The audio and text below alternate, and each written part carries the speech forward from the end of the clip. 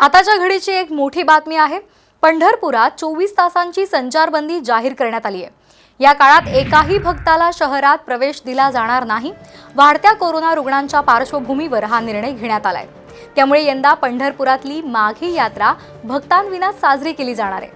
22 फेब्रुवारीला रात्री 12 वाजल्यापासून ते 23 फेब्रुवारी रात्री 12 वाजेपर्यंत ही संचारबंदी असेल। कोरोनामुळे यात्रा काळात कोणत्याही भाविकाला पंढरपूर शहरात येता येणार नाही।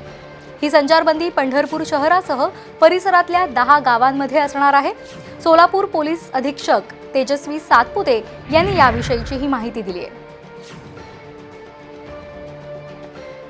त्रिस्तरीय नाकाबंदी ही पूर्वी पण लावलेली होती, तशाच पद्धतीने ती आपण आज सायंकाळपासून लावणार आहोत, ज्यामध्ये सोलापूर जिल्ह्यामध्ये दिंड्या बाहेरून येऊ नयेत यासाठी नाकाबंदी असणार आहे। पंढरपूर तालुक्याला नाकाबंदी असणार आहे, पंढरपूर शहराला नाकाबंदी असणार आहे आणि त्या व्यतिरिक्त मंदिराच्या आसपास सुद्धा बंदोबस्त असणार आहे। याला आणखी कंट्रोल्ड आणि योग्य पद्धतीने करण्यासाठी आपण दिनांक 22 रोजी रात्री 2400 वाजल्यापासून ते दिनांक 23 रोजी 2400 वाजेपर्यंत अशी 24 तासांची म्हणजेच एक दिवसाची संचारबंदी सुद्धा प्रपोज केली होती आणि त्याप्रमाणे कलेक्टर साहेबांनी त्याचे आदेश काढलेले आहेत।